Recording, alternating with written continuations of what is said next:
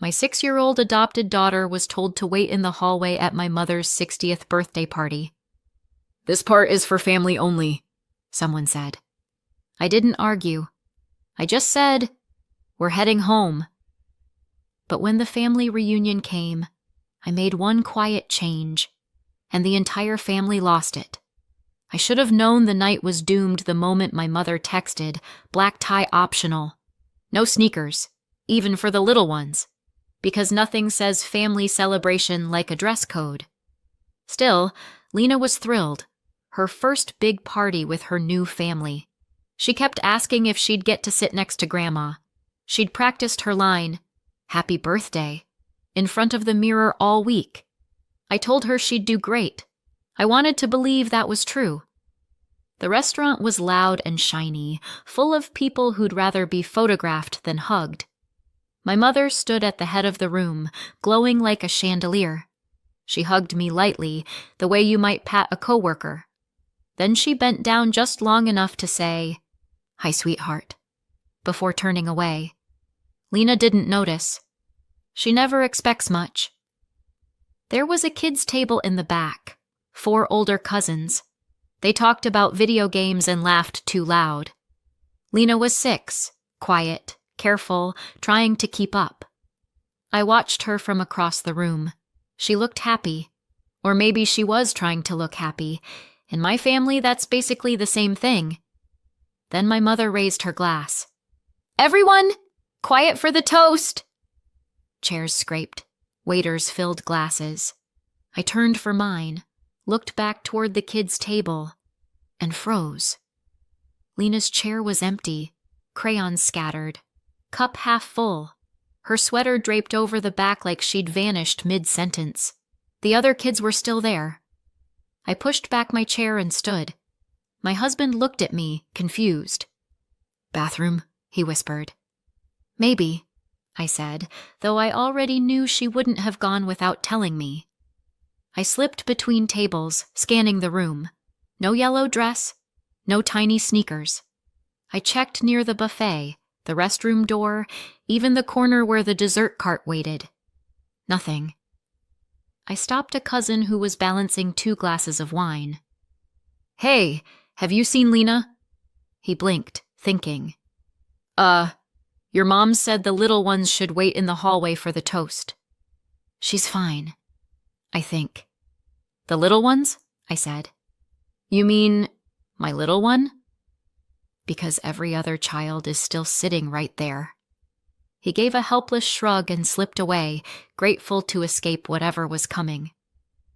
I walked straight to my parents' table. My mother saw my face and sighed the way she always does when I ruin her party. "Sweetheart, we just thought the children might get restless." "It's only a few minutes." "The children?" I said. "You mean Lena?" "The other kids are still inside." She adjusted her earrings, too calm. "It's just for family. We didn't want her to feel awkward." My father gave a short laugh. "You're making this bigger than it is." "She'll be fine." For a moment I couldn't speak. The music, the laughter, all of it blurred into one dull roar. "She's 6, I said quietly. "And you already taught her exactly where she stands." I turned and walked toward the hallway. She was there, standing by the coat rack, clutching her birthday card to her chest. Her eyes were red. "Hey," I said gently. "What are you doing out here?" She didn't look up. "Grandma said it's just for family." The words came out small, practiced, like she'd repeated them to herself to make them make sense. "Did she?" I asked, though I already knew. Lena nodded. "She said I can come back when they're done." She hesitated. "Did I do something bad?" "No," I said. "You didn't do anything wrong." Her lip trembled. "Are you sending me back?" I felt something twist inside me. Sharp. Deep. "Never," I said. "Not ever." She pressed her face into my shoulder and finally cried, quiet, shaking sobs that soaked through my sleeve.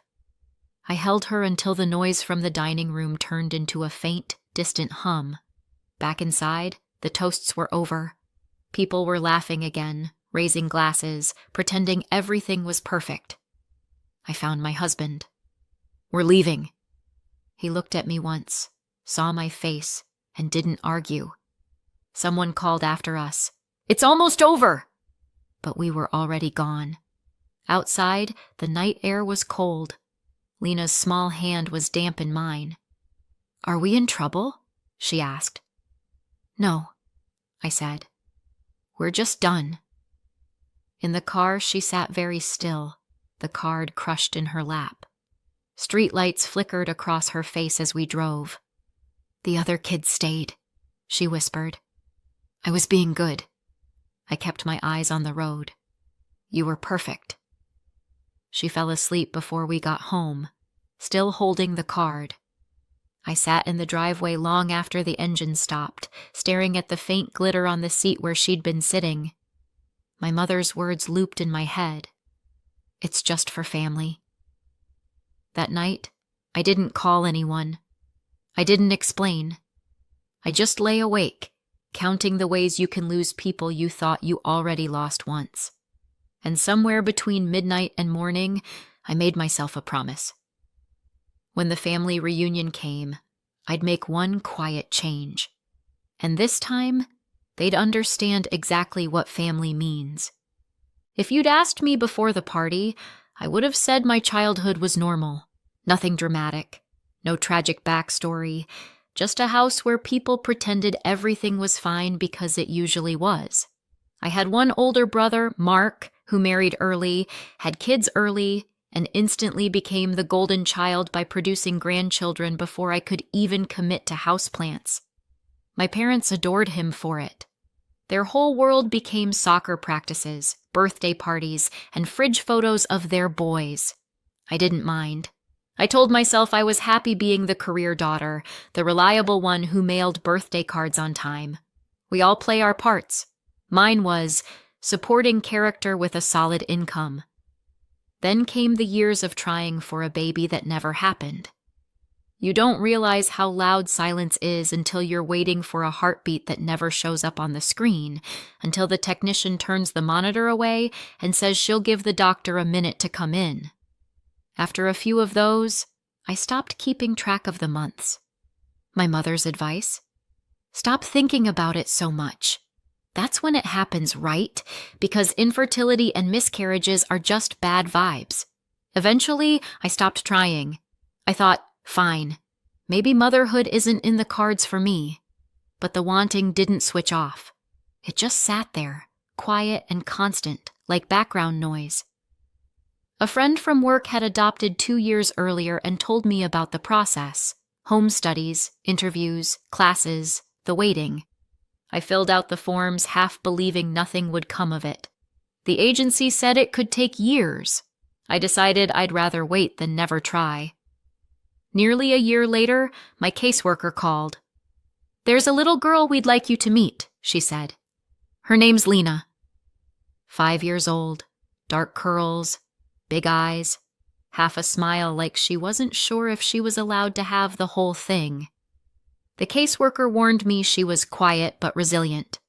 Translation: she'd already learned that adults were unpredictable. Her biological parents had left her alone too many times until someone finally stopped pretending they'd come back. When I met her, she barely spoke. She watched me the way you'd watch a storm, like she needed to figure out if I was the kind that passed or destroyed. I reached out my hand. She didn't take it right away, but when she finally did, she didn't let go. That was it. I was gone. Completely done for. When I told my parents I wanted to adopt her, they smiled like someone had just offered them unsalted oatmeal. My mother said, "Oh, honey, you never know what those kids have been through." My father added, "If it's meant to be, it'll happen." I asked, "So if it's not, I just stay childless because fate's lazy?" They laughed. Thought I was joking. I wasn't. They didn't forbid me. That's not their style. They just made sure I knew they disapproved without ever saying the word disapprove. Polite sabotage. That's their native language, but I did it anyway, because for the first time in years, something felt right. The first time I brought Lena to their house, she was still in foster placement. My mother greeted her with a tone reserved for distant relatives' pets. "Well, aren't you precious?" She gave her a cookie, took one photo, and later whispered to me in the kitchen, "She hardly talks. Maybe she needs professional help?" "She's 5, I said. "She needs time." Still, you don't know what her parents were like. That was the first of many comments disguised as concern. Maybe she's too quiet. Maybe she's behind. Maybe she's fragile. Maybe they were looking for reasons to keep her at arm's length. I told myself they'd warm up once it was official. People like to say blood doesn't matter. In my family, it was a promise they couldn't quite keep. A year later, the adoption was finalized. I called my parents, expecting celebration. My mother said, "That's wonderful, dear," the same way she reacts to good parking spots. They sent a card with congratulations printed in gold foil. Nothing handwritten. The next time we visited, my mom had a photo collage on the wall labeled "Grandkids," 4 frames, my brother's boys in each. Lena's photo sat on a side table next to a lamp, like a guest who hadn't earned a permanent place yet. When family photos were taken that Christmas, she somehow ended up on the edge of the group, half cut off. "Oh, it's just the way the lighting worked," my mother said. "Sure," I noticed. Lena noticed. But I said nothing. Sometimes silence feels safer than starting another war you know you'll lose. Meanwhile, my parents' lives rolled on like a luxury cruise. Mark's kids, my mother's yoga classes, my father's golf, and me, the one with a decent job and a guilt complex, usually picking up the bill without anyone asking. Most months I sent money for the house or for the trip, and no one ever mentioned it again. It stopped feeling generous after a while and started feeling automatic. I also handled the annual family reunion, the lake weekend every summer, booked the cabins, paid the deposits, built the spreadsheets. My mother treated it like weather, something that just happened every year. And I told myself it was fine, that this was how love worked in my family, quiet transactions disguised as tradition. Even in that first year after the adoption, I could feel the tilt. At birthdays, my mother would hand gifts to the grandkids first, then remember Lena at the end. "Oh, and one for you too, sweetie." Lena would smile, but her fingers always clenched the ribbon too tight. Once, my father introduced her to a neighbor as my daughter's little girl. Not granddaughter, just little girl. That one word told me everything. I kept hoping they'd change, that if they just saw her laugh or draw or read them a story, they'd realize she wasn't a charity case. She was a child who'd already been left once and was still brave enough to try again. So when my mother turned 60 and decided to throw a party, I thought, this is it. Their chance to prove me wrong. To prove her wrong, too. The little girl who still asked, "Do they like me now?" after every visit. I told Lena, "This is going to be fun. Everyone's going to be there." She beamed. "Like a real family?" "Exactly like that," I said. And I almost believed it. Almost. My husband drove. Neither of us said much. Lena sat in the back seat, holding her birthday card like evidence. Every few minutes she asked, "Are you mad at me?" And I kept saying no until the words stopped sounding true. We stopped for ice cream because that's what parents do when they don't know what else to fix. She took one bite, said her stomach hurt, and stared out the window. The pink scoop melted down her wrist. At home she asked, "They don't like me, do they?" I said, "They just don't understand yet." My husband nodded, the kind of nod that means, "Please don't cry right now." When she whispered, You're not going to send me back. Something inside me locked into place. I tucked her in, waited until her breathing evened out, then stood in the doorway for a long time. My husband came up behind me. "What now?" he asked. "Now," I said, "we make sure it never happens again." The reunion was only a few weeks away. Lake Weekend, our annual pilgrimage to nostalgia. My parents had started it when I was a teenager, and every year I somehow ended up planning it. Cabins booked under my name, spreadsheets, grocery lists, the usual illusion of togetherness. I sat at the kitchen table looking at the list of attendees like it was a roll call of bad decisions. My husband poured coffee and said, "You don't have to do it this year. I already paid the deposits." "Then cancel." I was about to agree when a small voice came from the hallway. "Are you canceling because of me?"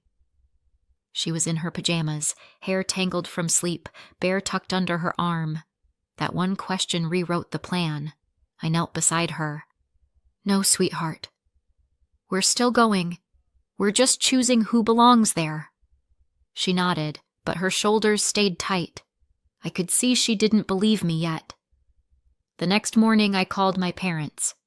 My mother answered sounding like she'd been expecting a medal. "Natalie, I'm so glad you called. How's our girl?" "She's not yours to ask about," I said. "You knew about her history. You knew what being left alone does to her, and you still did it." A pause, then that familiar sigh, equal parts patience and superiority. "Oh, don't be dramatic." It was only a few minutes. My father's voice in the background. "You're too sensitive. You'll make her fragile." "Too late," I said, and hung up before they could say anything else. 5 minutes later, I opened the family group chat. This year's Lake Weekend will still happen, but only for people who treat Lena as family. If that's uncomfortable, let me know so I can free your cabin. I stared at the screen, then added another message before courage could leak out. If you think what happened at the party was acceptable, you're choosing to stay home. I need to know who's with me on this. Then I put my phone face down and made coffee. Revenge, apparently, smells like French roast. By lunchtime, the notifications were constant. Mom, you can't uninvite your own parents from a family reunion. Brother, we're not taking sides in your drama. Aunt, you're forcing people to choose. That's cruel. Cousin Erin, privately, you're right. I saw her face that night. I'd have left too. I didn't reply to any of them. I just started editing the guest list. Within an hour, half the cabins were freed. Fine. I filled them with my husband's relatives, a couple of friends, and the parents of one of Lena's classmates. People who actually smiled when they said her name. When my mother realized I'd replaced them, she sent one final message. "You'll regret this." I typed, "You've already made sure I won't," and deleted it before hitting send. Planning the new weekend felt lighter. No speeches, no matching shirts, no pretending. Lena helped me design new name tags with tiny drawings of fish and trees. For once, she looked excited instead of careful. "Will Grandma be there?" she asked. "No." She didn't say anything, but her shoulders dropped and her face softened in quiet relief. When we arrived at the lake, the air smelled like pine and smoke. The cabins looked the same as always, but everything else felt different. Quiet in a good way. We grilled, we swam, we built a bonfire that lasted past midnight. Lena ran around barefoot with the other kids, sticky with marshmallow, laughing until she hiccuped. Someone handed me a drink and said, "You look calmer." I said, "That's because half my family's missing." The night hummed with the kind of peace that makes you nervous to breathe too loud. The fire crackled. The lake barely moved. Even the air felt like it was holding its breath. It should have felt like closure. It didn't, because somewhere between the trees and the silence, I could already feel it. The shift. the weight of something waiting to fall. I thought the fight was over. I didn't realize it was only changing shape. 3 days after the lake weekend, a text came through. "You didn't listen. This is what consequences look like." It didn't sound angry. It sounded finished. I showed it to my husband. He said, "Ignore her." "She wants attention." I said, "She can buy a mirror." We both tried to laugh, but the sound fell flat.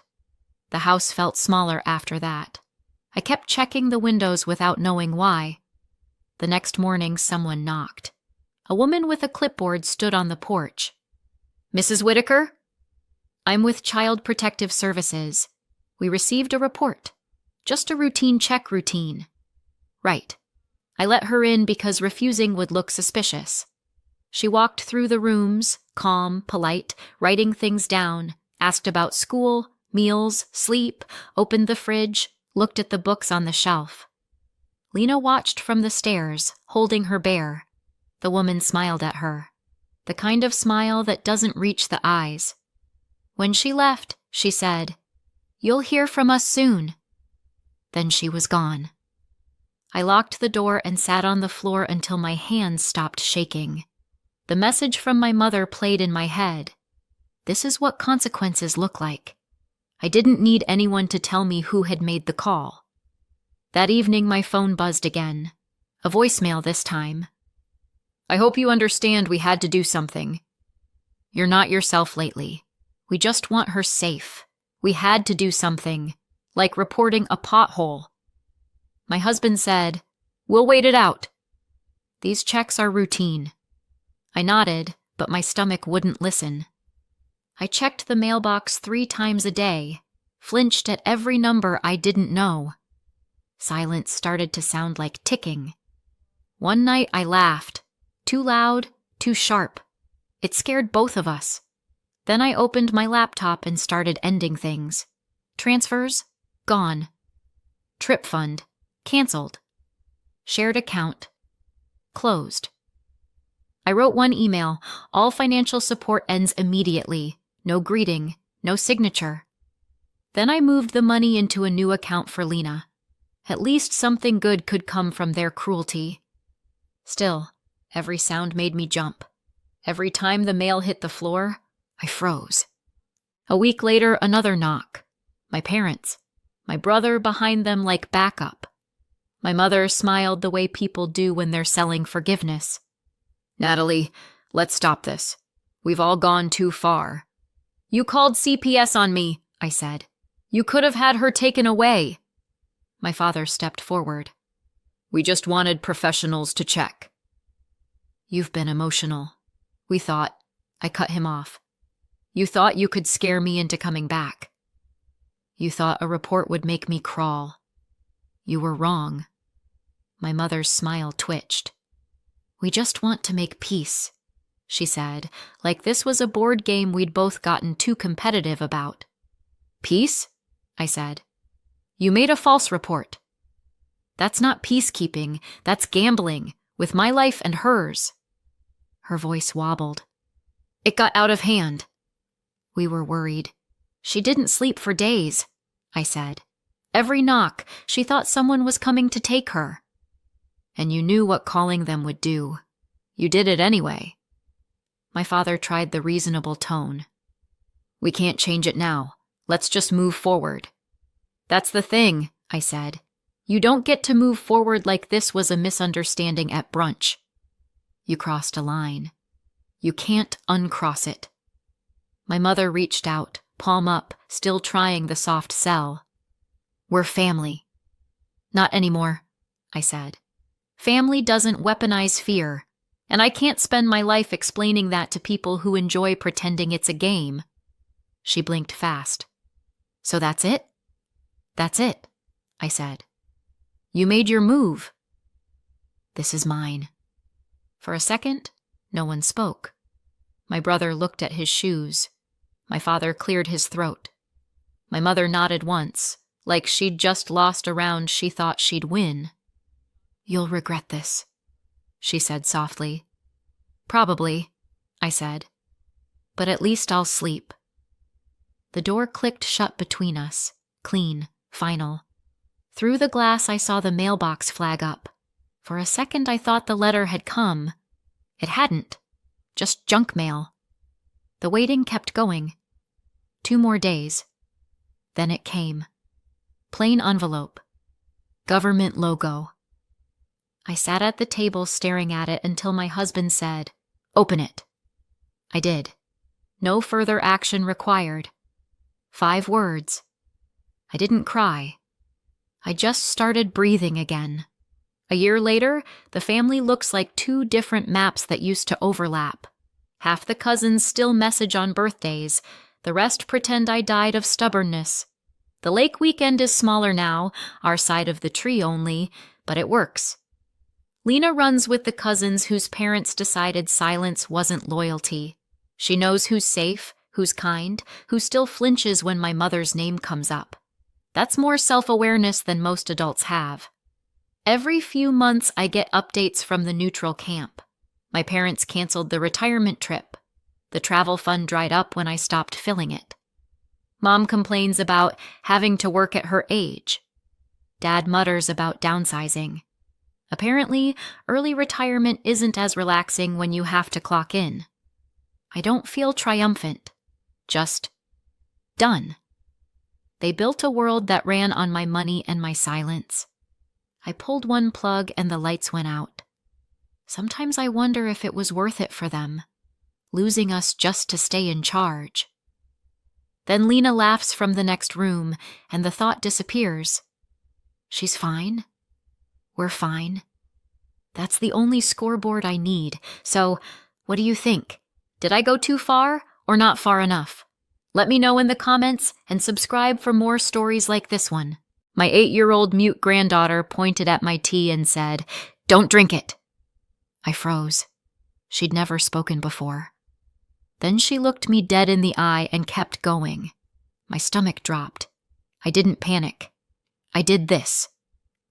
7 days later, her mother went completely white because I wasn't the sweet, lonely grandma she thought she was drugging.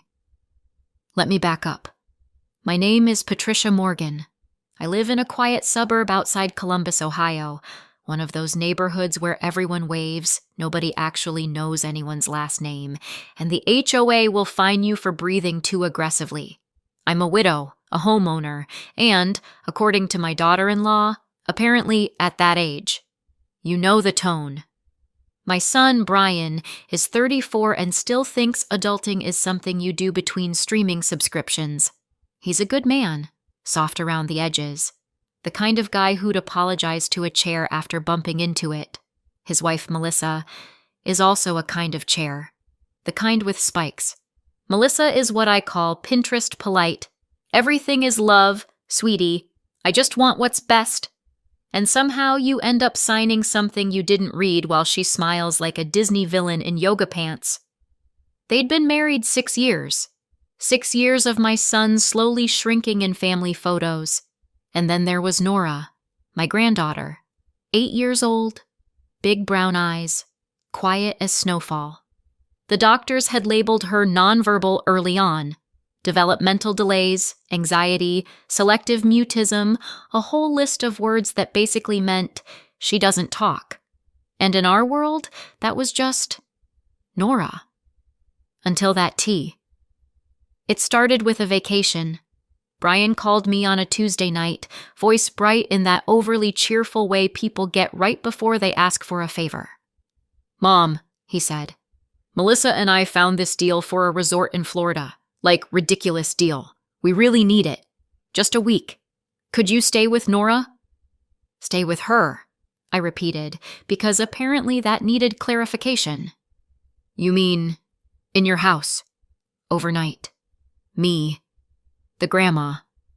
Just 7 days," he said quickly. "She'll be fine. She's used to you. Melissa already planned everything out." Of course she did. If Melissa planned a sneeze, she'd email you a color-coded schedule and ask you to sign a waiver. "Patricia," Melissa's voice slid into the call like perfume. "It'll be easy. I made a binder." A binder. Of course. Everything is labeled, she continued. Meals, routines, therapies, emergency numbers, and I left you my special herbal tea. It's calming. It'll help you sleep. The way she said calming made my skin itch. But I smiled anyway, because that's what you do when you're dealing with someone who thinks manners are a weapon. Sounds lovely, I said. Perfect, Melissa chirped. We leave Saturday morning.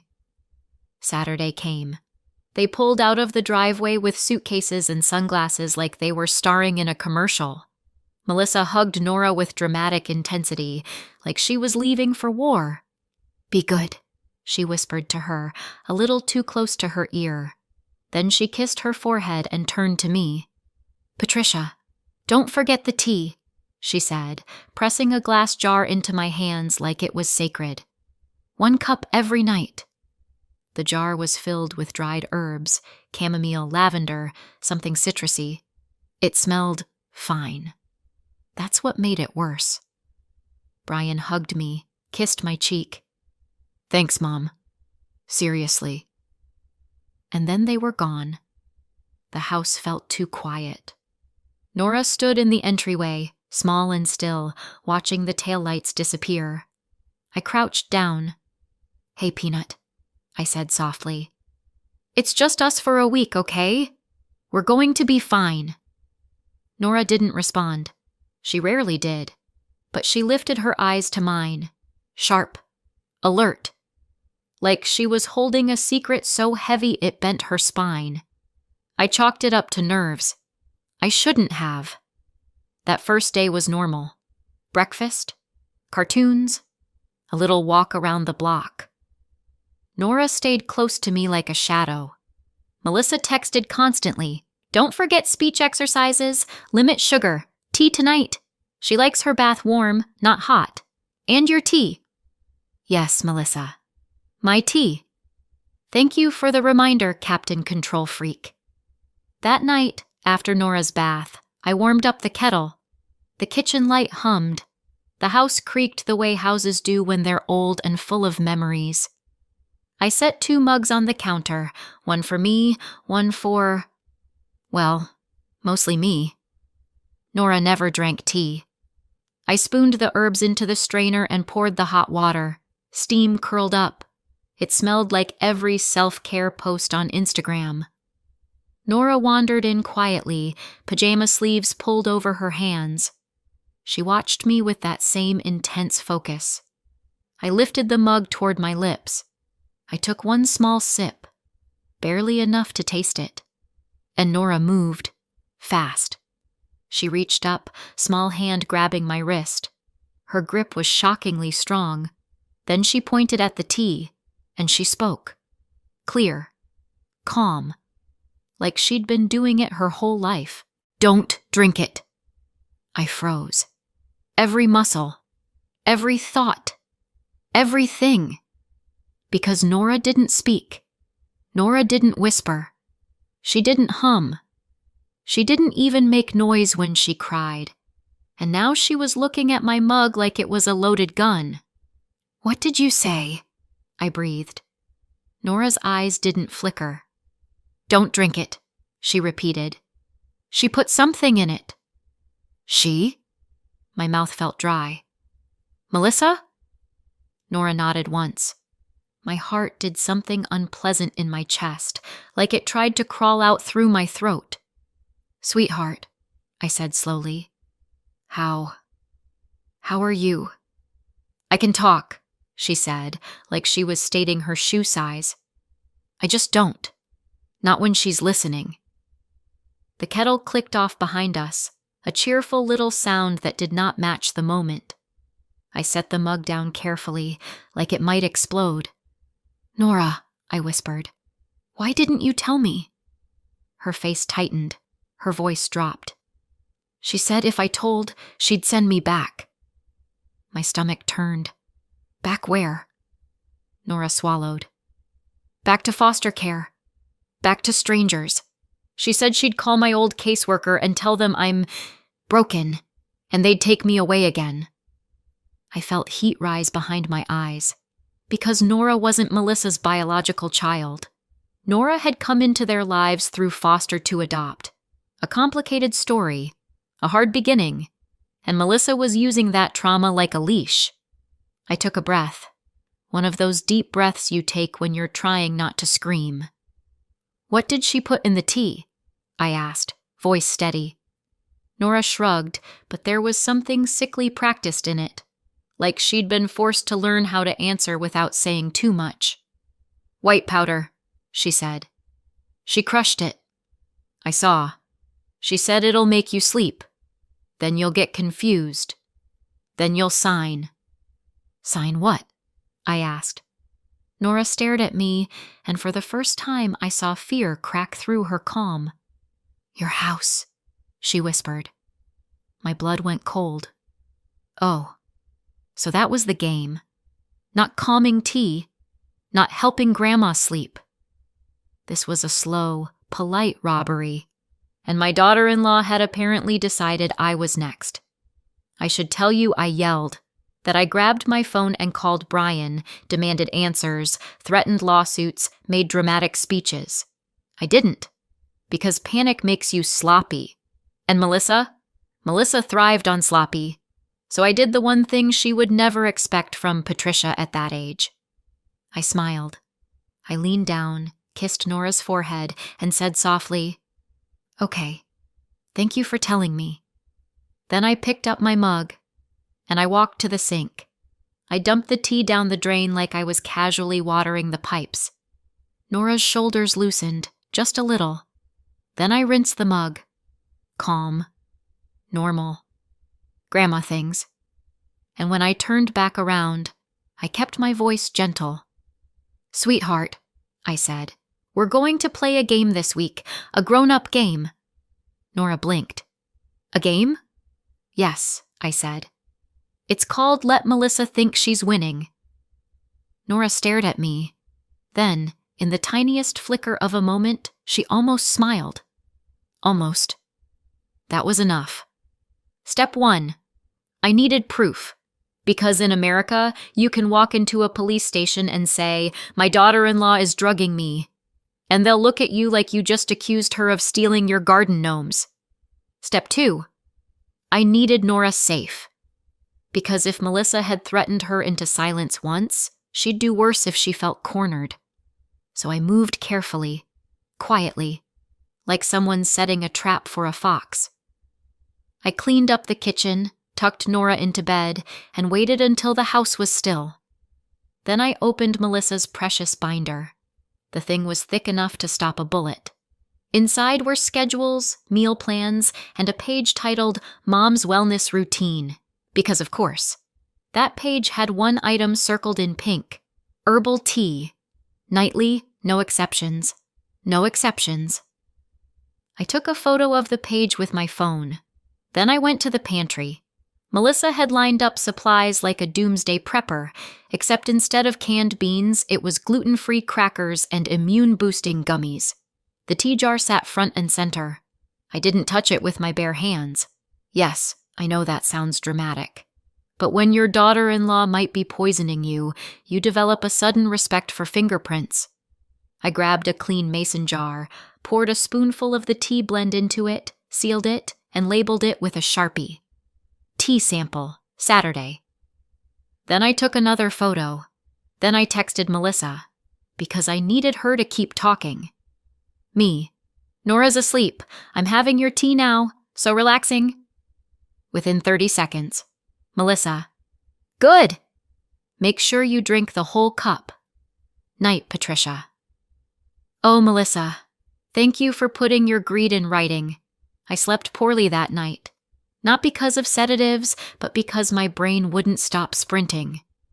By morning, I had a plan. First, the medical piece.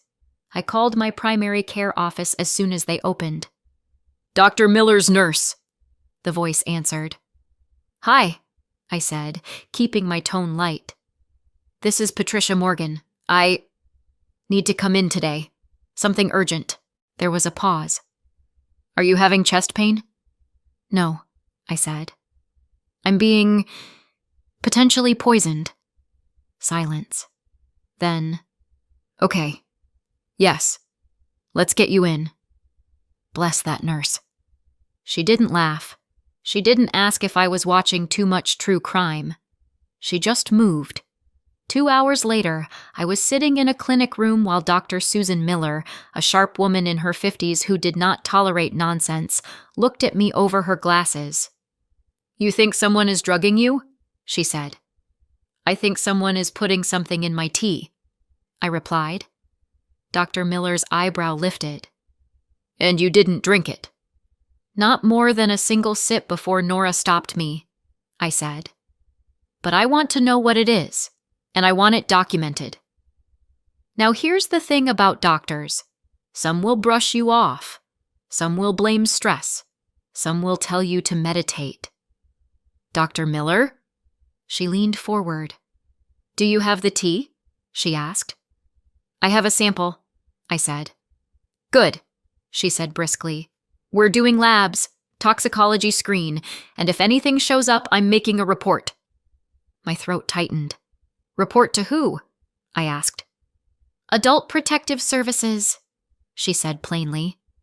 "This is elder abuse if it's real, and if it's not real, we'll still have your labs and your peace of mind." I nodded. "Do it." They drew blood, took urine. The glamorous side of being a target, truly. On the way home, I stopped at a pharmacy and bought a small lockbox. Nora thought it was for treasure. In a way, it was. Back home, Nora sat at the kitchen table coloring while I called the second person on my list, an attorney. Not a "my friend's cousin does legal stuff" attorney, a real one. James Whitman's office was downtown. His receptionist answered in that polished voice people get when they bill by the hour. "Whitman and Associates." "My name is Patricia Morgan," I said. "I need to speak to Mr. Whitman. It's about potential elder exploitation." There was a shift in tone immediately. "One moment, ma'am." James came on the line himself. "Ms. Morgan," he said calmly, "tell me what's going on." So I did. I told him about Melissa's tea, Nora's warning, the threat about foster care, the talk of signing over my house. And then I got quiet. "I need this to be real," I said. "I need it to hold up. Because if I accuse her and I'm wrong, I'm done. My son will never forgive me." James didn't rush me. He didn't speak down to me. He just listened. Then he said, "If you're right, your son will be grateful you saved him from her. If you're wrong, we'll still proceed carefully and protect you from retaliation. Either way, we document. We don't guess." I let out a breath I didn't realize I'd been holding. "What do I do?" I asked. "3 things," he said. 1. Don't confront her yet. 2. Preserve evidence, texts, samples, any written instructions. 3. Contact Adult Protective Services today. Not tomorrow. Today. I hesitated. "A PS? Won't that blow things up?" "It starts a paper trail," he said. "And if there's a child involved who was threatened, you may also need a report with CPS. But let's start with APS. You can do this without creating a scene." Without creating a scene. That was my specialty. After I hung up, I looked at Nora. She was coloring a horse, very carefully, like she was trying to keep the world neat by keeping her crayon inside the lines. I sat beside her. "Hey," I said quietly. Nora didn't look up, but her shoulders tensed. "You were very brave last night," I said. Her hand paused. "She'll be mad," Nora whispered. "No," I said firmly. "She'll be caught. Those are different things." Nora's eyes flicked to mine. "What if—" "She says I'm lying." "She can say whatever she wants," I said. "But we're going to make sure people believe you." I could see the question trembling on her face. "Because you're going to tell them," I added gently. "Not in court, not in front of strangers yelling, but to someone whose whole job is listening to kids. Someone safe. Nora swallowed hard. Then she nodded. Day 2 was paperwork day. I called Adult Protective Services and made a report. The woman on the phone asked careful questions, like she'd heard this story 1,000 times, and that made my skin crawl.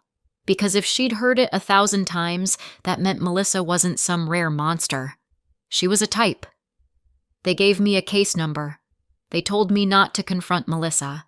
They told me to call 911 if I felt in immediate danger. They told me they would follow up. Then I called the local child advocacy center. I didn't even know those existed until that morning. The woman who answered was gentle but direct. We can schedule a forensic interview, she said. A trained interviewer will speak with Nora in a child-friendly setting. It's recorded. It can be used later if there's an investigation. Nora didn't flinch at the word recorded. She flinched at the word later. So I held her hand and said, You're not alone. That afternoon, Melissa FaceTimed. Her skin was sun-kissed. Her hair was too perfect.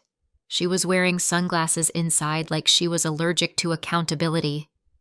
Patricia, she sang. How are my babies? I angled the phone so she could see Nora sitting on the couch. Nora didn't look at the screen. Melissa's smile tightened slightly. She's okay? Melissa asked. Great, I lied. We're doing fine. I'm following your binder. Melissa beamed. Perfect. And the tea? Oh, yes, I said, sweet as syrup. Every night. Nora's fingers tightened around the cushion. I squeezed her shoulder gently. Melissa leaned closer to the camera. Good. You know, at your age, sleep is so important. You can get confused when you don't rest. Ah, there it was. The seed. The little narrative she wanted planted. I smiled. You're right. It's been very calming. Melissa's eyes shone with satisfaction. After we hung up, I went to the bathroom and stared at myself in the mirror. My hands were shaking. Not from fear, from rage. But rage is fuel if you don't spill it too early. Day 3, Dr. Miller called. Patricia, she said, voice tight. Your labs are back. I sat down immediately. Nora was at the table eating apple slices. She watched me like she understood the gravity without needing the words. Dr. Miller didn't waste time. There's a sedative in your system, she said. Not a trace. Not maybe from a medication. It's there. And it's not something you should be taking. My mouth went numb. I only took one sip before Nora stopped me, I said. You've likely been exposed before, she replied. Or through food, or another drink. But Patricia, you were right to call. I closed my eyes. Because being right wasn't comforting. Being right meant Melissa had already been doing this.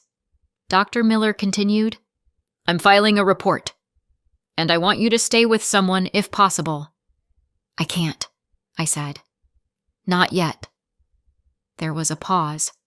Then Dr. Miller's tone hardened. Then you lock your doors, she said. You tell me if you feel dizzy, and you do not. Do you hear me? Do not drink anything she prepares. I hear you, I said. After that call, I put the tea jar in the lockbox. Then I did something that felt surreal. I went online and ordered a small security camera set, one that could sit on a shelf in the kitchen and look like a normal gadget. 2-day shipping. Thank you, capitalism. Meanwhile, James Whitman sent me an email with a list of documents to gather. Deed to my home, any wills, any powers of attorney, bank statements. Because the truth is, if someone wants to exploit you, they don't start with a ski mask. They start with a family dinner. And a pen. That night, Nora and I ate mac and cheese because trauma deserves carbs. After dinner, she sat beside me on the couch, feet tucked under her, and whispered, She did it to Mrs. Keller. Who? I asked softly. Nora's voice was small. The lady at church. The one with the big hat. My heart sank. What happened? Nora picked at the seam of her pajama pants. Mom said she was helping her, Nora said. She'd bring groceries, make her tea, talk about paperwork. She said Mrs. Keller didn't know what she was signing. I swallowed. Did you see papers? Nora nodded. A folder. Mom said, if she signs the deed, we're done. The word deed came out of Nora's mouth like she'd memorized it. Like a child reciting something she didn't fully understand but knew was dangerous. Where is Mrs. Keller now? I asked. Nora shrugged. Mom said she went to a facility. A facility. That's what people say when they don't want to say we took her freedom. I held Nora close. I wanted to promise her Melissa would never touch anyone again. But promises are cheap. Proof is expensive. So on day 4, Nora and I went to the Child Advocacy Center. It didn't look like a government building. It looked like a small house painted in cheerful colors. Inside, there were toys, soft chairs, a fish tank bubbling quietly. Nora clutched my hand like it was a lifeline. A woman introduced herself as an interviewer. She spoke to Nora like she mattered, like her words were valuable, not inconvenient. I didn't get to sit in the room. They explained that was important. No pressure, no coaching, no influence. So I waited in a separate area, staring at a wall poster that said, "You are safe here." I almost laughed at the irony, because safe wasn't a place. Safe was a battle. After an hour, Nora came out looking drained but lighter, like she'd been carrying a boulder and finally set it down. The interviewer came out afterward and said quietly, "Thank you for bringing her. We'll be forwarding this to the appropriate agencies." Is she believed? I asked. The woman's gaze was steady. We take children seriously here. I blinked back tears. Good, I whispered. Because I plan to take this all the way. Day 5, the cameras arrived. I installed one in the kitchen and one in the living room. Nora watched me with fascination. It's like spy stuff, she whispered. It is spy stuff, I said. But the boring kind. The kind where the spy wears reading glasses and mutters about Wi-Fi. That afternoon, Melissa called again. She sounded cheerful. Too cheerful. Patricia, she said. I just wanted to check in. Are you feeling okay? You sounded tired last time. I leaned into the phone like I was confiding a secret. Oh, I've been so sleepy, I said. I guess your tea really works.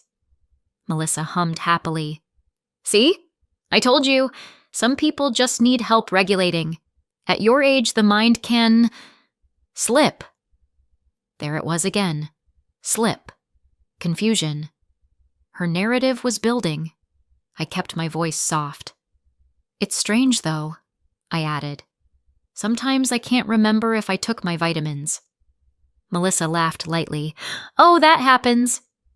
Nora sat across the room, eyes wide. I gave her a tiny nod. I put the call on speaker and set the phone under the kitchen camera. The camera caught everything. After the call, I texted James. She's fishing for signs of confusion. I have recordings. He replied, Good. Keep her talking. Also, APS is coordinating with law enforcement. Don't meet her alone when she returns. Day 6, APS called me back. A caseworker asked questions. Calm, methodical questions. Did Melissa have access to my finances? Did she have keys? Had she ever pressured me to sign anything? Did I have any cognitive diagnoses? Was Nora safe? I answered everything honestly. Then the caseworker said, We're escalating this. A detective may contact you. My hands went cold again. Because escalation meant reality, it meant this wasn't just family drama. This was crime. That night, Nora couldn't sleep. She crawled into bed beside me, small and rigid, like she didn't know how to relax in peace. She's coming tomorrow, she whispered. Yes, I said. What if she gets mad? Nora asked. I stared at the ceiling and said quietly, then she should have picked a different hobby. Nora let out a tiny breath that almost sounded like a laugh. Then she whispered, when she gets mad, she smiles first.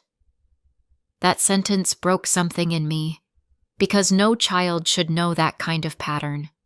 So I kissed Nora's forehead and said, tomorrow, you stay behind me. You don't have to be brave again. You already did the hardest part. Nora's voice was barely audible. Talking? Yes, I whispered. Talking. Day 7, the day Melissa came home. I woke up early, made pancakes, because I am, at my core, still a grandmother with a flair for domestic irony. I dressed like I was going to a normal family brunch, not like I was setting up an arrest. My phone buzzed. Brian. Landing soon. See you in a few hours. Love you. I stared at the message, and for a brief moment, grief washed over me. Because Brian didn't know. He thought this was just a vacation and a grateful mom, and I was about to tear his life in half. But then I remembered Nora's words. She smiles first. And I hardened. Late afternoon, their car pulled into the driveway. Nora stood by the window, shaking slightly. I put a hand on her shoulder. Breathe, I said. You're safe. The front door opened. Melissa entered first, sunglasses pushed up, skin glowing, energy loud. Home sweet home, she declared. Brian followed with bags, looking tired but happy. Mom, he said, grinning. How'd it go? It went, I said, smiling. Melissa swept toward me and hugged me dramatically. I patted her back like you pat a stranger's dog. Then she pulled away and immediately scanned my face. Her eyes narrowed slightly. Looking for what? Droopy eyelids? Slurred speech? Confusion? I gave her none of it. Oh! Melissa clapped her hands. Patricia, I almost forgot. While we were away, I spoke to someone about your situation. My situation. I found this great financial planner, she continued, too bright. He said we should get some paperwork in place, just in case you ever get overwhelmed. Brian frowned. Melissa, it's fine, she cut in sweetly. It's just responsible. Patricia, you know how it is. You don't want to burden Brian. Oh, the guilt angle. Classic. Melissa set a folder on the table like she was presenting dessert. There's a power of attorney, she said, and some forms related to the house. Nothing scary, just signatures. I looked at the folder, then I looked at her, and I smiled. Sure, I said. Let's talk. Melissa's shoulders relaxed. She thought she was winning. Brian looked uneasy. Mom, you don't have to sign anything if you don't want to. I placed my hand over his. I know, I said gently. But I do want to hear what Melissa has to say. Melissa beamed. Sit, she said, pulling out a chair for me like she was hosting a talk show. Nora hovered behind me, silent. Melissa glanced at her. Go play, Nora. Nora didn't move. Melissa's smile tightened. Nora? Nora's small hand slid into mine. I squeezed back. Okay, I said lightly. Walk me through it, Melissa. Melissa opened the folder and began speaking quickly, confidently, too confidently, like someone repeating a script. This is just so we can help you with bills if you get confused, she said. And this one is about the house deed, just a transfer to the family trust. It's normal. Everyone does it. Everyone does it. Sure. I leaned in. And what about the tea? I asked suddenly. Melissa blinked. What? The tea, I repeated, still smiling. The calming tea you insisted I drink every night. No exceptions.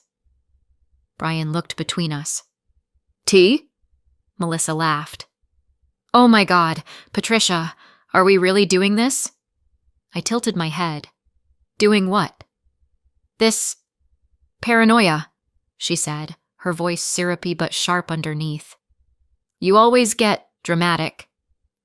Brian's brow furrowed. Mom, what's going on? I didn't answer him yet. I looked at Nora. Nora's face was pale, but her eyes were steady. I nodded once.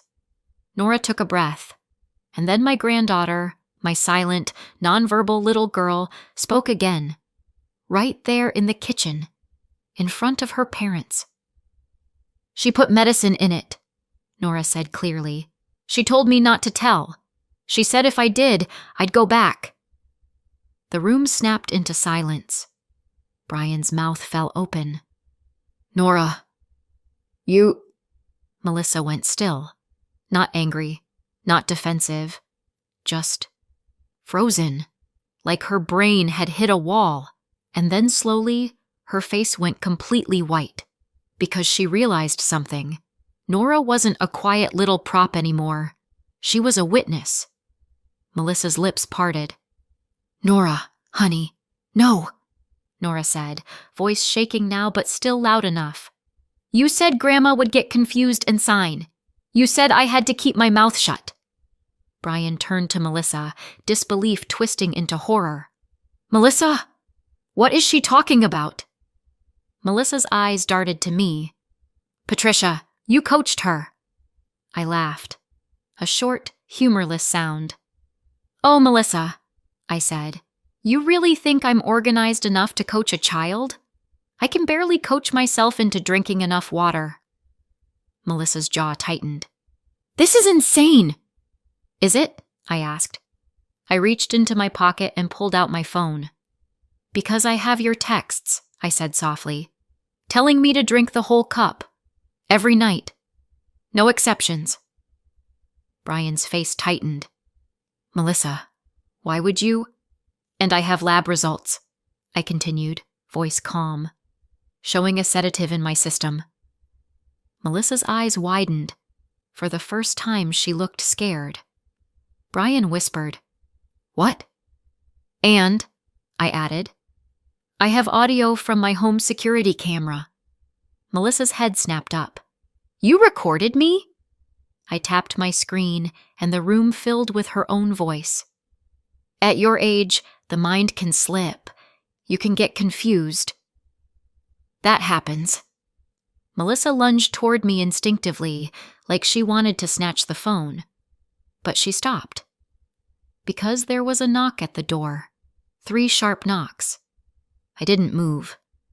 Brian looked confused. Who is that? Melissa's eyes flicked toward the door, then back to me, and I saw it. The calculation. The sudden realization that this was bigger than family. I walked to the door and opened it. A uniformed officer stood on my porch beside a woman holding a badge and a clipboard. Ms. Morgan? The woman asked. Yes, I said. I'm with Adult Protective Services, she said. And this is Detective... Melissa made a sound behind me. A thin, strangled inhale. The detective stepped forward. Ma'am, we need to speak with you. Brian looked like he might faint. Mom, he whispered. What did you do? I turned to him, eyes stinging. I protected us, I said quietly. I protected Nora. Melissa backed up a step. This is ridiculous. You can't. The detective's voice was firm. Melissa, we have a report. We have medical documentation, and we have reason to believe you attempted to exploit an elderly person financially and potentially administered a controlled substance without consent. Melissa's mouth opened and closed like a fish. She looked at Brian. She expected him to fix it, because Brian always fixed it. But Brian's face had changed.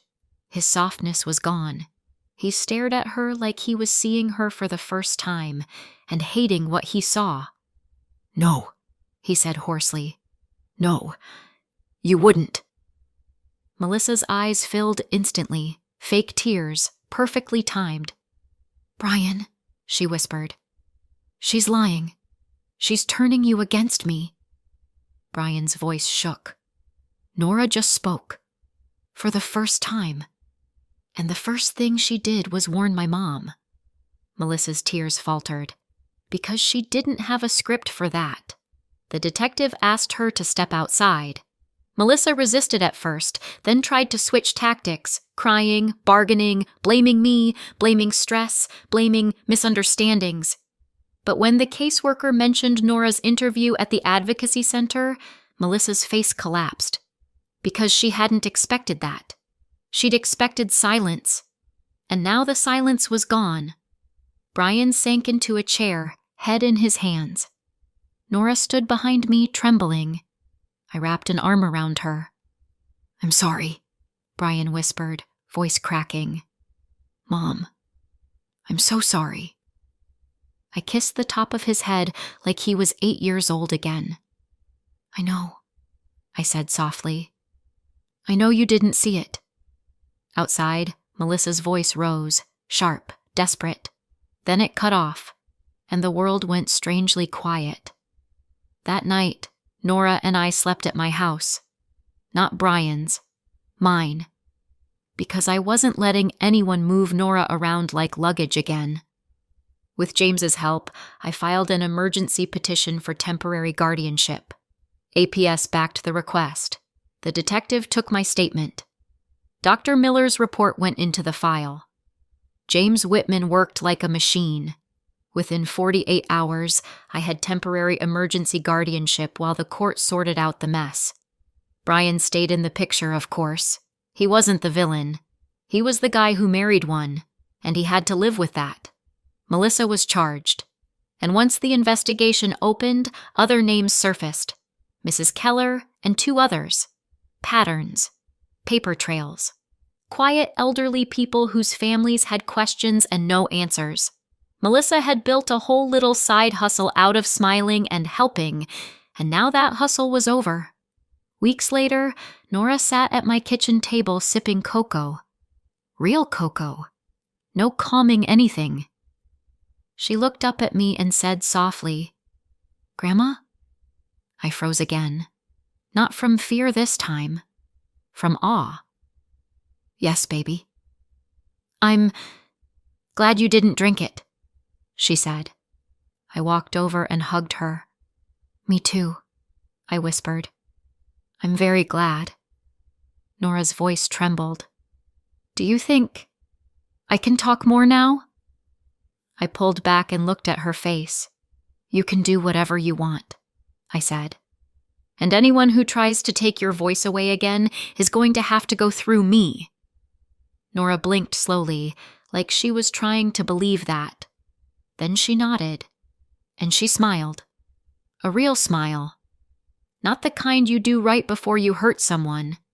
The kind you do when you finally feel safe. Do you know what the funny part is? Melissa thought the tea was the weapon, but the real weapon was Nora's voice. All I did was make sure she got to use it. And if you're wondering what happened to the tea, I kept the jar. Not because I'm sentimental, because I'm a grandmother, and when someone tries to poison you in your own kitchen, you don't forget. You document. You lock your doors, and you make sure they never get a second cup. So what do you think? Did I go too far, or not far enough? Let me know in the comments, and subscribe for more. My 9-year-old woke up on Christmas Eve and found a note. "We needed a break from you. Don't call." The whole family went to a beach resort without her. When I found out, I didn't cry. I did this. 4 days later, they found something on the kitchen table and started screaming. I woke up to my phone vibrating against the nightstand like it was trying to escape. Christmas Eve, 6:12 a.m. Too early for anything except emergencies or flights I definitely wasn't on. I grabbed it, still half tangled in hotel sheets. "Mom?" My daughter, Zara, whispered. Instant adrenaline. I sat straight up. "Zara? What's wrong?" Silence. A tiny breath. And then, I think something's wrong. The house is empty." That sentence hit me harder than any alarm clock. I swung my legs off the bed and stood, the cheap carpet cold under my feet. I was in yet another anonymous airport hotel, an hour flight from home, because small city hospitals don't care that it's Christmas when they're drowning in flu and short on doctors. Holiday coverage is mandatory, and this week I was it. I'd told myself it was fine. I'd be back tomorrow. Zara loved my parents, her grandparents, and my younger sister Samantha was there with her kids, Owen and Quinn. Full house, built-in chaos, built-in babysitters, except now my 9-year-old sounded like she was standing at the edge of a cliff. "Okay," I said, forcing my voice steady. "Tell me where you are." "In my room," she whispered. "But it's too quiet. Not normal quiet." "All right, put me on speaker, okay? We're going to walk through the house together." I heard a faint beep as she switched modes, then the rustle of blankets as she got up. "Okay," she said. "Good. Open your door and tell me what you see." "The hallway light's on," she said. "Grandma always turns it off at night." I filed that away. "Anyone in the hallway?" "No, just the light." "All right, walk toward the living room." Her footsteps sounded small and hollow through the phone.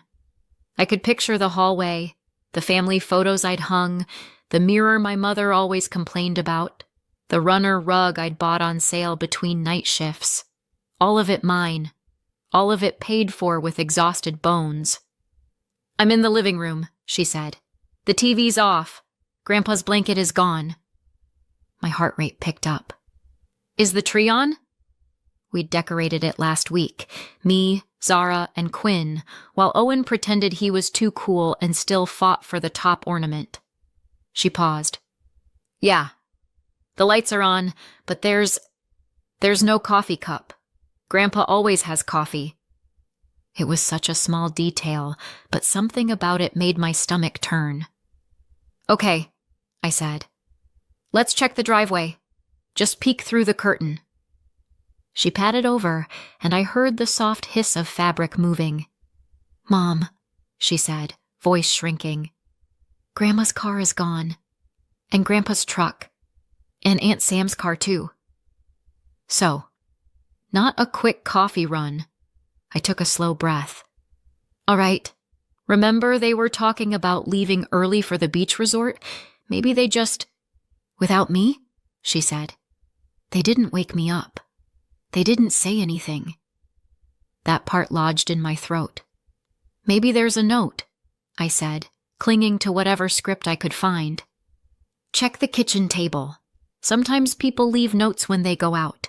This was the moment where, in a different family, the note would say something like, "Ran to the store, back soon, love you, eat the cookies." I listened as she walked. "I'm in the kitchen," she said. "There's a paper here. Like a ripped-out notebook page." My pulse started to thud. "Pick it up," I said. "What does it say?" She rustled paper, took a breath, and read, stumbling over the first word. "We needed a break from you. Don't call." The hotel room went very, very quiet. Not because there was no noise. It was full of humming AC, distant doors slamming, someone laughing down the hall. But inside my head, everything went silent and sharp. I pressed my fingers into my forehead. "That's all it says?" "Yes." Her voice cracked. "Mom, did I do something bad?" "No," I said immediately. "Absolutely not. That note is wrong. They were wrong to leave it. And they were wrong to leave you." I walked to the tiny window and stared out at a generic parking lot, just to have something to look at that wasn't my own reflection. "Okay," I said. "We're going to do a quick sweep. Stay on the line. Check Grandma and Grandpa's room." Her footsteps dragged a little now. "Grandma's bed is made," she said after a second. "Her suitcase is gone. Grandpa's too. There's dust where his boots were." I forced a breath. "Okay, Check Samantha's room. She walked down the hall. A pause, then. Her suitcase is gone too, and the kids' stuff. Owen's Switch isn't here, and Quinn's unicorn is gone. A tiny inhale. They always take those when we go somewhere. Of course they took Quinn's unicorn, but not Zara. I sat back on the edge of the bed because if I didn't, I was going to fall. All right, I said. I'm going to try calling Grandma. Stay on the line with me, just be quiet for a minute. I put Zara on mute and dialed my mother. Straight to voicemail. My father. Voicemail. Samantha. Voicemail. Not even a ring. Not even a half-hearted, sorry, can't talk right now. I unmuted Zara. Okay. I'm still here. I knew it, she whispered. They went to the beach without me. Her voice did something to me then. It wasn't the crying. I'd heard her cry before. This was quieter, flatter, like she was already trying to shrink herself smaller so the world wouldn't notice. I needed another adult. Any adult. Unfortunately, that left me with Reed. Reed wasn't blood, just a longtime friend of the family who'd somehow become a permanent extra in our family group chats and vacations. He had Seinfeld opinions and a talent for always being around when there was free food. I scrolled to his name and hit call.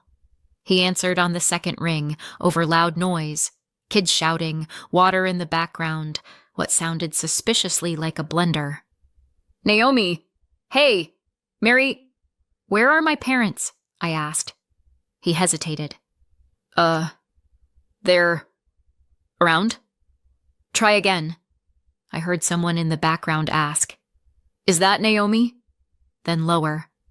Don't just give me the phone. Reed's voice dropped. They said you knew. Reed, I said, each word precise. Where are they? And where is my daughter supposed to be right now? He exhaled. We're at the resort.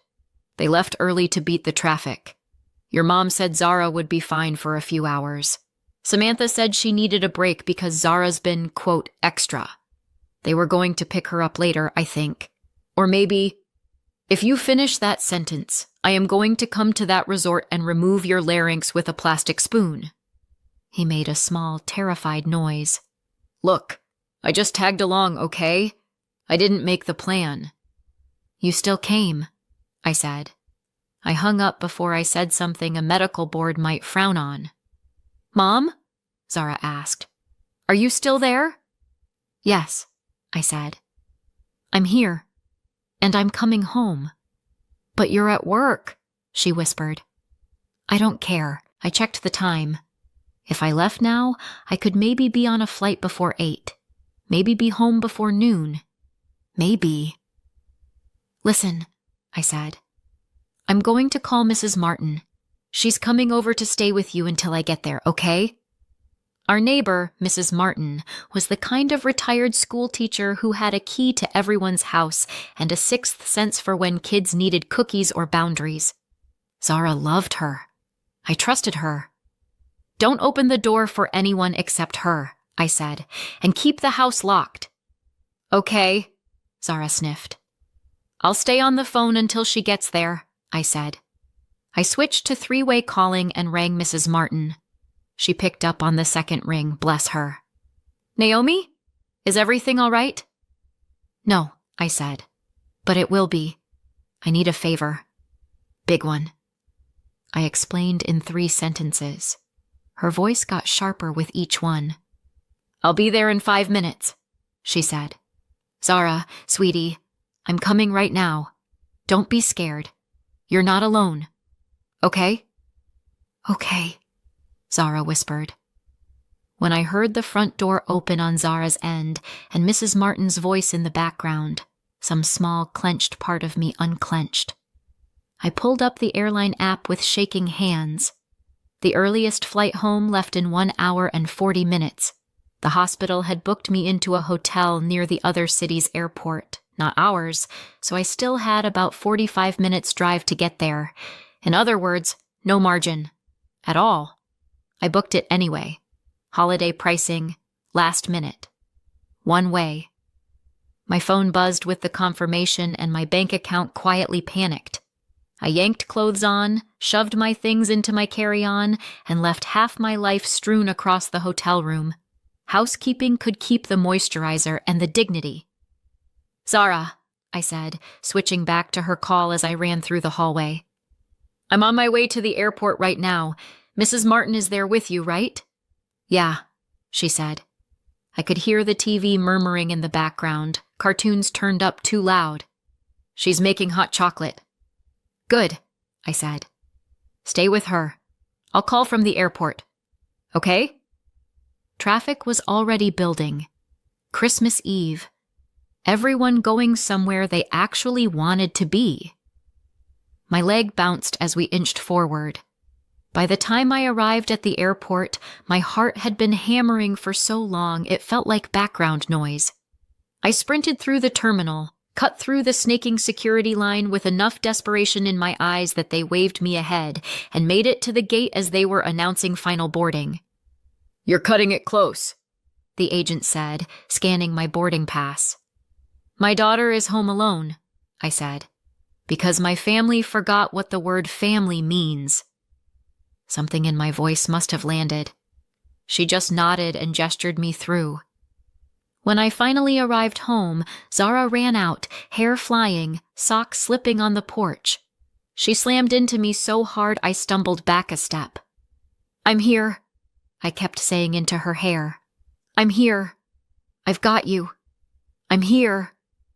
She pulled back just enough to look up at me, eyes red and wide. "Mom," she whispered, "did I do something wrong?" There are moments in medicine where you know, instantly, that if you screw up even a little, someone dies. This felt like that. Except the patient was my kid's sense of being wanted. I cupped her face in my hands. "No, you did nothing wrong." They did. "The note is on the kitchen table," Mrs. Martin said quietly. "I haven't let her look at it again." I took the note, read it with my own eyes. "We needed a break from you. Don't call." They hadn't even bothered to sign it. My parents, my sister. The people who'd wept when she was born, fought over who got to hold her first, called her our little miracle every time she coughed. I folded the note and slid it into my bag. Evidence. Souvenir. I didn't know yet. I slipped the note into my bag and held Zara a little tighter. They had no idea what they'd set in motion. And 4 days from now, they'd walk into that house and regret everything. It didn't start with the note on the table. I wish it had. I wish there had been one big moment I could point to and say, there. That's where everything cracked. But things like this don't break at once. They wear down slowly, like a hinge you stop noticing until the door falls off. I'm the oldest. Samantha is the youngest. That alone should tell you most of the story. I was the one who remembered bills, appointments, birthdays. She was the one who remembered fun. Our parents encouraged the arrangement. Naomi's responsible, Samantha's spirited. Those labels became our job descriptions. By the time I finished medical school, I'd been holding things together for so long it felt normal.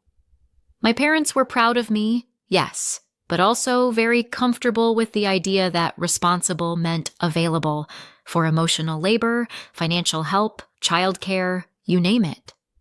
When I finally bought my house after residency, they were the ones who suggested moving in to help with Zara. Zara was 5 then, and Jason, my ex-husband, was halfway out the emotional door already. The offer felt like stability, so I said yes. It didn't take long to realize I'd invited 2 extra adults to live in my home while I worked 60-hour weeks. Then Samantha moved in too, after a breakup left her with 2 kids, Owen and Quinn, and nowhere affordable to go. One temporary week turned into months. Months turned into years. And somehow, I was the only person paying for anything. Mortgage, utilities, internet, streaming, groceries, insurance. If it had a bill, it had my name on it. If I brought it up gently, my mother clutched her chest and said, "We're doing our best. Besides, you make more than any of us ever did." Maybe that was true. But respect doesn't cost money, and somehow that was always the thing in shortest supply. Worse than the finances was how they treated Zara. She's sensitive. The thoughtful kind, the kind who feels things deeply and notices every shift in tone. My family treated that like a flaw. My mother called her too delicate. My dad added dramatic. Samantha said she needed to toughen up, as if 9-year-olds should come with built-in armor. If Zara got overwhelmed at dinner, they teased her. If she cried at a sad commercial, they sighed. Once, she told my mother she didn't like loud voices, and my mother laughed and said, "Well, you picked the wrong family, didn't you?" That one stuck with me for weeks. I tried stepping in, but every time I did, they accused me of spoiling her or projecting from my job. The irony of being told how to parent my child by people who wouldn't buy toothpaste without asking first is not lost on me. Still, I believed in family. I believed in the idea that even flawed people can show up when it matters. So when Samantha suggested the Christmas beach trip months ago, a big family thing, all of us together, I said yes, even though money was tight. Even though I'd have to join them later because I'd been assigned to a mandatory Christmas Eve shift in another city. They insisted they'd take good care of Zara, that she'd be surrounded by people who loved her. The night before I left, Zara said quietly, "Sometimes they're mean, and I don't know why." I hugged her and told her she was safe. I believed it because I needed to. The next morning, I left for work before sunrise, and while I was stitching up strangers and answering pages, they packed their bags and drove to the beach without her, leaving my 9-year-old daughter behind with nothing but a handwritten note. After I got back and peeled Zara off my coat, the first thing I did wasn't scream or plot or burn the house down. I fed her. She kept insisting she wasn't hungry, but her hands were shaking, and she hadn't eaten more than a few bites of toast with Mrs. Martin. So I made grilled cheese and tomato soup, classic comfort food, doctor-approved therapy, and sat with her until she got halfway through the sandwich. Only then did her eyes stop darting toward the front door like she expected someone to jump out yelling, "Gotcha!" No one did. When Mrs. Martin finally left, with strict instructions to call her if I even thought about needing help, I put Zara in my bed, drew the curtains, turned the TV to something gentle, and watched her fall asleep in minutes. Kids crash hard after fear. Adults just pretend they didn't. I went back to the kitchen. The note sat on the counter like a crime scene exhibit. "We needed a break from you. Don't call." It still didn't feel real. Not because I didn't believe my family capable of cruelty, they'd always been good at that, but because of the sheer effortlessness of it. A torn notebook page, a scribble, a shrug disguised as handwriting. I photographed the note, the empty hooks, the missing toothbrushes, all the quiet evidence they'd packed and left. All of them, except Zara. Document, assess, plan. The triage instinct was automatic. Urgent. Zara. Serious. Detoxing the environment she'd been drowning in. Non-emergent. Everything that wasn't her. When she woke up later, we curled on the couch and watched a movie, one where misunderstandings lead to songs instead of therapy bills. She pressed into my side like she was anchoring herself. "Where do you think they are right now?" she asked. "At the pool," I said. Honesty mattered now. "Do you think they'll come back tonight?" "I think they'll come back when the resort kicks them out," I said. "But you and I won't be here." She blinked up at me. "We're leaving?" "Yes," I said. "We're taking our own little vacation." Her eyes lit up, fragile but hopeful. "Will there be hot chocolate?" "There will be hot chocolate until you beg me to stop." She snorted softly. It was almost a laugh. After she fell asleep again, I made calls. First to a colleague who rents a small furnished apartment near the hospital to traveling nurses. I'd covered Thanksgiving for him last year when he got sick. "You can have it for as long as you need," he said. "I'll text the door code." Next, I called a lawyer friend, someone I'd once stitched up after he lost an argument with a bar stool. He answered like he expected me to say something sarcastic. Instead, I said, "I need to get people out of my house." Instant silence. "They paying rent?" he asked. "No." "Lease?" "No." "They get mail there?" "Yes." "Okay, they're licensees. You can revoke permission to stay. Put it in writing. Give them a short deadline. After that, you start the eviction process if they're still squatting. Can I post the notice while they're gone?" "It's ideal. Less drama." A beat. "Naomi? You all right?" "Getting there," I said. The next morning, Christmas Day, I told Zara to pack her favorite things: clothes, books, stuffed fox, the little lamp she loved. I packed the rest: school supplies, comfort items, the drawings she'd taped to her wall. "We're not coming back?" she asked. "We are," I said. "But not with them." Her lip wobbled. "Like the note?" "No, not like the note. They left you to get a break. I'm taking you to get safe." She nodded slowly, and we loaded everything into my car. Then came the last step. I walked the house one final time. I didn't touch their sentimental junk or strip their rooms bare. I didn't throw anything out the window, tempting. I didn't retaliate. I just printed 3 copies of the notice. "Effective immediately, your permission to reside in this property is revoked. You have 7 days to remove your belongings. Failure to do so will result in formal eviction proceedings. Do not contact Zara. Communications go through me only." I signed my name. 1 copy went on the kitchen table, the exact spot where their note had been. 1 on the inside of the front door. 1 on my parents' bed. Then I locked up, checked the windows, set the alarm, and walked out with my daughter's small hand wrapped around mine. The apartment was tiny. Squeaky couch, thin walls, the kind of kitchen where you can stand in one spot and touch everything. But it was quiet. It was ours. That night, Zara and I sat on an air mattress eating takeout pad thai and watching cartoons on my laptop. "Is this just for Christmas?" she asked. "We'll see," I said. "How do you feel here?" She looked around thoughtfully. "It's small." "Yeah." "But it's nice," she added. "No one yelling at the TV." "Right?" I said. Football was a personality in that house. She giggled, small but real, and for the first time in a long time, the silence felt peaceful instead of dangerous. Somewhere, hours away, my family was probably complaining about overpriced poolside drinks and sunburn. I didn't care. For the first time in years, I could hear myself think, and Zara could breathe. They came back 4 days later. I knew the moment it happened because my phone started ringing over and over again. Not just once or twice, the kind of calling pattern people have when they're panicking and want you to fix something for them.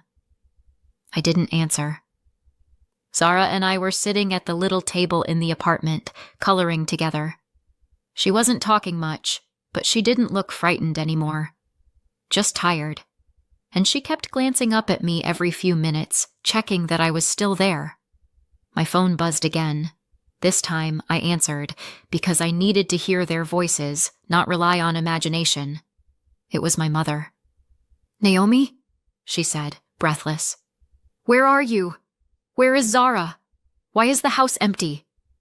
I kept my tone steady. "She's with me. She's safe." There was a small, stunned pause, and then my father's voice rose in the background. Not yelling, just startled and angry in a way I knew too well. "She took her. She took the girl and left the house." My mother's voice came back, strained. "Why would you do this? We came home and everything was silent. We didn't know what happened. I left a notice, I said. On the table. We saw it, she said, her voice tightening. It says you're removing us from the house. Surely that can't be real. It is, I said quietly. My father came onto the line fully then. Naomi, you can't just throw your family out. We've lived there for years. You've lived in my home for years, I corrected gently. And you left my daughter alone without telling me. You didn't check on her. You didn't call her. You left her to wake up and find an empty house. That's not fair, my mother said softly. We were coming back. When? I asked. After breakfast at the resort? After a swim? After you remembered she existed? She didn't answer. For a moment, all I heard through the line was quiet arguing between my parents and Samantha. Not shouting, more like three people scrambling to explain something to themselves before explaining it to me. Finally, Samantha's voice broke through. Naomi, this is being blown out of proportion. We didn't mean for her to be scared. We just needed space. And you work so much. We thought she'd be fine. I let out a long breath. She was not fine. She was terrified. She thought something happened to all of you. She thought she'd done something wrong. And you didn't leave her a plan. You left her a note telling her not to call you. It wasn't meant like that, my mother whispered. I know what you meant, I said. But I have to look at what it did. There was a soft sound on the other end. Almost like she was crying but trying not to. Part of me hurt hearing it. But another part, the part that held Zara while she trembled, stayed firm. You have 6 days to move your things out, I said. I won't argue about it. I'm not changing my mind. Naomi, my father said, voice heavy. You're tearing this family apart. I closed my eyes. Dad? I'm holding my family together. Mine is Zara and me. That's it right now. No shouting followed. Just stunned silence. Then I ended the call. They didn't stop trying, of course. The messages came in waves. Confusion, hurt, frustration, little attempts to tug on guilt. I didn't respond. I focused on Zara, on making the apartment feel familiar. We cooked simple meals, watched movies, arranged her things neatly around the small bedroom. Every night she slept a little deeper. A few days later, on my way into the hospital, they tried showing up in person. A nurse pulled me aside. Your family is out front, she said. Do you want me to walk you around the back? I almost said yes, but avoidance only works for so long. I'll talk to them, I said. They stood near the main entrance, my parents and Samantha together. They looked different, smaller somehow. My mother's coat wasn't buttoned properly. Samantha's hair was in a messy bun, not the usual picture-perfect style she always insisted on. My father looked tired in a way I hadn't seen before. My mother stepped toward me first. Naomi, we just want to understand. That's fair, I said gently. I'll explain, but only if you listen. They all nodded. You left Zara alone, I said. You didn't tell me. You didn't check on her. She woke up terrified. She thought she was the problem. My mother let out a soft, broken sound. I never meant for her to think that. I know you didn't, I said. But that's what happened. Samantha crossed her arms. We were overwhelmed, Naomi. We watched 3 kids, you know. I know, I interrupted. But Zara is not a burden you get to put down because you're tired. She's a child. My child. And she deserves to feel safe. My father rubbed his forehead. So that's it? We're just out on the street? No, I said. You have a week to find a place. You're adults. I trust you can manage. They exchanged looks. Uncomfortable, resistant, but also resigned. My mother sighed first. We really didn't think it through. she said softly. We thought you'd calm down after a day or two. I'm not angry, I said. I'm done. There was no yelling, no dramatic exit, just a quiet understanding that something had broken long before this, and I was finally refusing to hold the pieces together alone. By the end of the week, they moved out. Not gracefully, but they managed. Mrs. Martin gave the occasional update, but I stopped asking for them. I didn't need to know who was angry at whom or which piece of furniture didn't fit in the rental. That part of the story wasn't mine anymore. Zara and I went back to the house a few days later. It felt different, quiet in a peaceful way this time, not in a lonely way. She walked from room to room, touching familiar objects as if checking they were still hers. This is really our house now? She asked. Yes, I said. Ours, and we set up her room together. Fairy lights, drawings, the fox bedsheets she chose. She asked if we'd ever let them come back. Not unless you want to, I said, and only in ways that feel safe. She thought about that, then nodded. That night we made pasta and watched fireworks on TV. She fell asleep on my lap long before midnight. I looked around the room. The same house, but lighter, somehow. Quieter. Ours. And for the first time in a long time, the future felt like something we got to choose. Did I go too far or not far enough? Let me know in the comments and subscribe for more.